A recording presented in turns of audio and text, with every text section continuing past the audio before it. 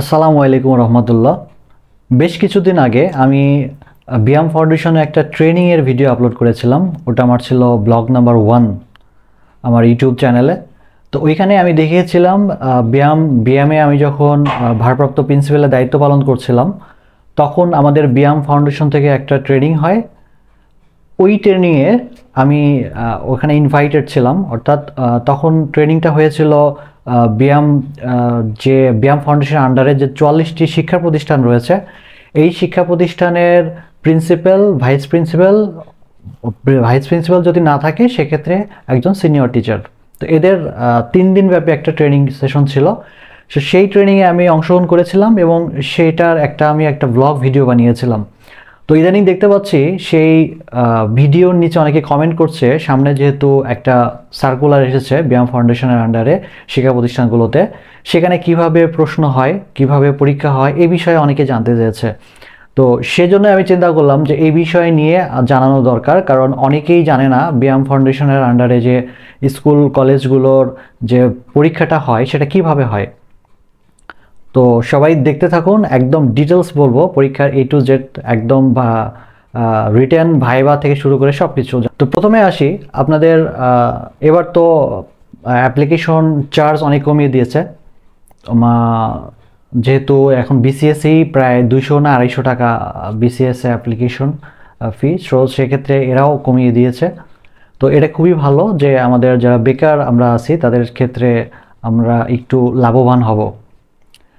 তো ব্যায়াম ফাউন্ডেশনে আপনার রিটেন পরীক্ষা এবং ভাইবা একই দিনে হয়, অর্থাৎ আপনি যেদিন রিটেন পরীক্ষা দিতে যাবেন ভাইবার প্রিপারেশন নিয়ে যেতে হবে, কারণ রিটেন পরীক্ষা যদি আপনার সকালে হয়, সকালে হলে সেটি হয়তোবা 3টা বা 4টা থেকে ভাইবা শুরু হয়ে যায়। রেজাল্ট হয়তোবা ভাইবার 1 ঘন্টা আগে রেজাল্টটা দিয়ে দেয় এবং এরপরে ভাইবা শুরু হয়।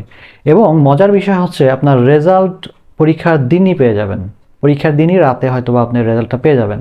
অর্থাৎ আপনি যেদিন পরীক্ষা দিতে যাবেন সেদিন একদম চাকরি নিয়ে বাসা চলে যেতে পারবেন। এটা একটা খুবই ভালো সিস্টেম। এবং আরেকটা বিষয় আপনাদের বলে রাখি, অনেকের হয়তো ধারণা থাকতে পারে এখানে হয়তোবা লবিং হয় বা এখানে হয়তোবা ফেয়ার হয় না। তো এই বিষয়টা আপনাদের ক্লিয়ার করি, এখানে 100% ফেয়ার হয়। এখানে কোনো লবিং নেই, কোনো কিচ্ছু নেই। আপনার যদি যোগ্যতা থাকে অবশ্যই আপনি এখানে একটা চাকরি পাবেন। এবার আসি আসল কথায়, পরীক্ষাটা কিভাবে হয়।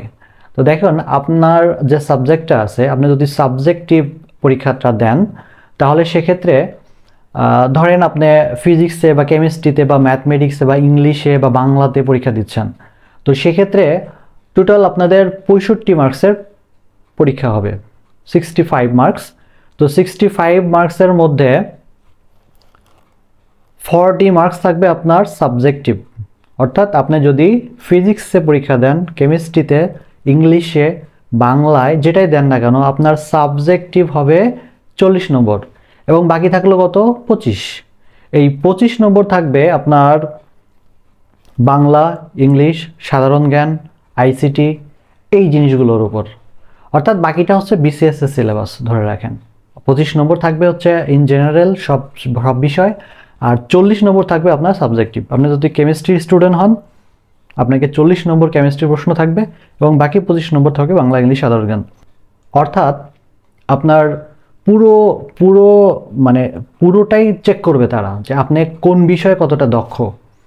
এবার আসেন, যদি এরকম হয় আপনি জেনারেলে পরীক্ষা দিচ্ছেন, অর্থাৎ কোনো সাবজেক্ট না, আপনার পোস্ট হচ্ছে সাধারণ, তো সেক্ষেত্রে 65 নম্বরের পরীক্ষা হবে। সেক্ষেত্রে আপনার বাংলা, ইংলিশ, সাধারণ জ্ঞান, গণিত, তারপরে আইসিটি, মানে বিসিএস এর যে টোটাল সিলেবাস আর কি, সব কিছু আপনার থাকবে এবং এটা থাকবে 65 নম্বরের উপর। আমার মনে হয় যে আপনার উত্তরটা আপনি পেয়ে গেছেন। তো সবার জন্য শুভকামনা থাকলো, ভালো থাকবেন, আল্লাহ হাফেজ।